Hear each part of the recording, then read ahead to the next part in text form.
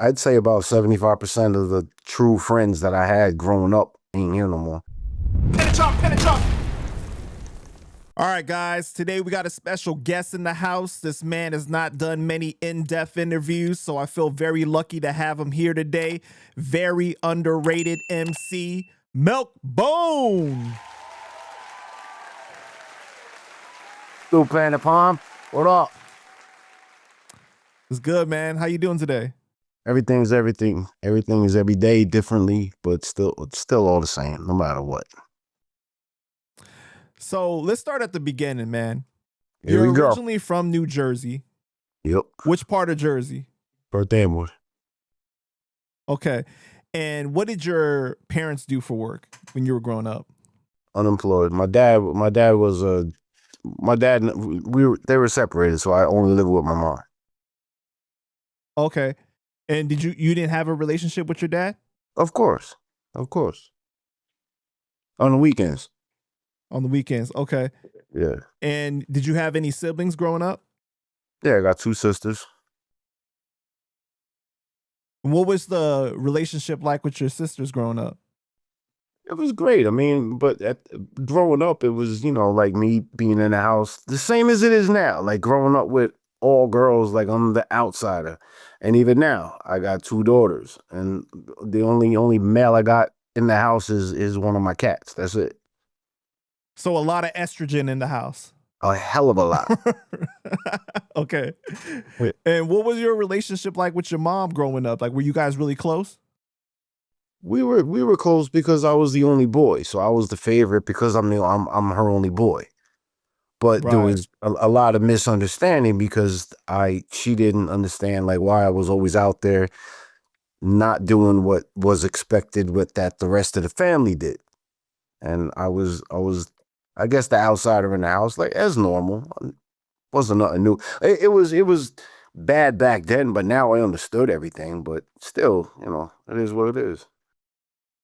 Did you feel like misunderstood growing up though?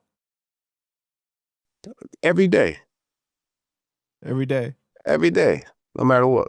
How would you describe yourself as a kid? Like, were you really into school, sports, music? Were you social? Sports, all social. I was all about the friends and sports, and I was smart, but I just wanted to play sports more than I wanted to do homework. Just like I was a regular athletic kid that just wanted to be out there playing ball.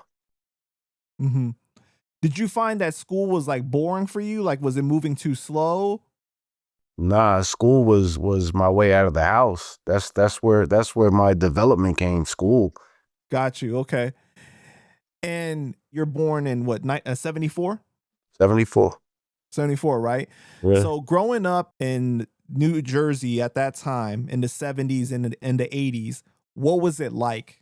How would you describe that part of Jersey that you were growing up? It's kind of hard to describe. Well, if you want me to describe it now or describe it as I saw it back then. Yeah, as you saw it back then when you were growing up, like what are you seeing around you as you're growing up as a kid? To me, normalcy, because I'm growing up around it and it's normal, and I'm looking at everything as cabs and buses and fast food and city life and traffic lights and if you ask me now, it was hell. But back then, growing up with it, it's how you grow up. Right. So there was a lot of crime at that time? Yeah, of course. Crime crime now compared to crime back then is way different also because everything's different these days compared to then. But to me as a kid, I didn't see the crime because I was next to it. So you don't that's why I say growing up around something is normal because you're growing up in it. So it's Right. hard to judge it from a standpoint as a kid growing up next to it.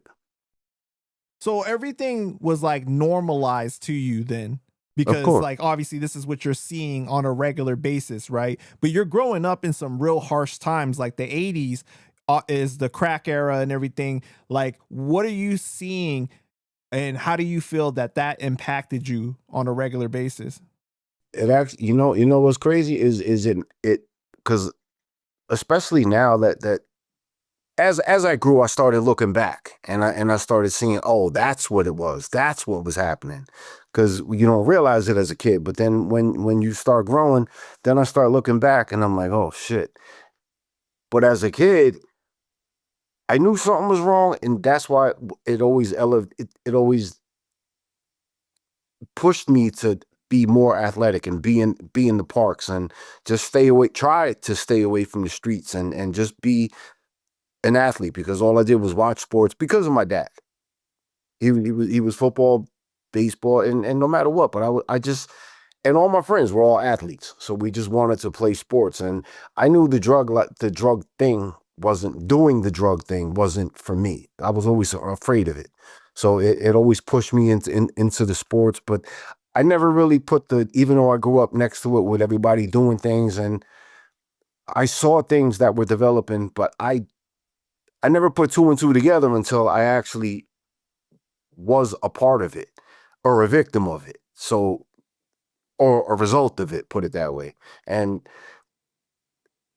that's why I'm so thankful for the athletic part and the athletic friends that I always grew up with that pushed me to stay away from that side of the actually doing the bad things as best as I could. Right, right. I mean, for you being a father now, like you compare, obviously, I'm sure you reflect back and you're like, dang, when I was their age, I was already seeing this or around this, going through this. And that has to be a trip for you. It's every day because my son's 22 now.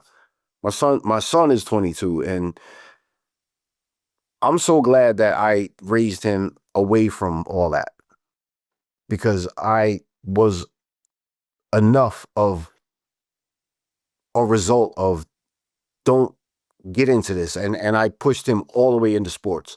I pushed him all the way, and he's doing great. He's doing great, and I got a daughter now, and it's hard being a dad the older you get, but you know more. So you actually feel fucked up that you want to say things that you can't because you feel that you know too much when they know absolutely nothing. Right, So my even my wife now, like they all say I'm too mean. I'm not trying to be mean. I just don't want anybody to fall into the shit that I fell into just because they're kids. Like I don't want to hear they're kids. They're kids. Okay, we were kids too. right. Let's raise them better. Like it's hard though. It's a balance. So around you though, even though you stayed away from it, I'm sure you had friends also that you knew or people that you knew that fell into that kind of lifestyle, whether they were selling or they were doing the substances themselves, right? Yeah, and sad to say, half of them aren't here, or half of them were behind bars, and they fixed themselves. And I'd say about 75% of the true friends that I had growing up ain't here no more. That's unfortunate, man. Yeah. Or not here no more, but they're not where they should have been if they didn't fall to life. Do you feel like growing up in that time period made it so that you had to get tough real quick just because of the environment?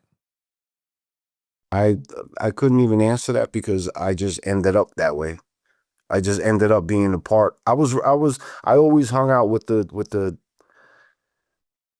I guess with the older ones because they kind of pulled me in. They kind of pulled me in because I guess I was the cool one. I Mm, was the cool one that they wanted to mold because I was I was great at basketball. I was great at being a quarterback, and all my friends were older. It just ended up that way. So I ended up with the older crowd. So everybody my age, I didn't really start hanging with until like mid high school maybe. got you. And your dad is of Polish background, and your mom is a mixture of things, right? But Yeah. in the community that you were growing up in, was there a lot of white people, or were you mainly like had black friends? It was all black and Spanish. All black and Spanish. Yeah. Did that make you feel more of an outsider, or you felt that you were really welcome? I it felt normal. I was just there. I wasn't pushed. I wasn't. I mean, I was so a part of. I was such a part of the Spanish and black crowd that I was growing up. I was White Boy Tommy. That was my name as a kid. Mhm. So it was just normal to me, and I was never. I was the one that was pulled in and invited, and it was just normal life to me. Got you.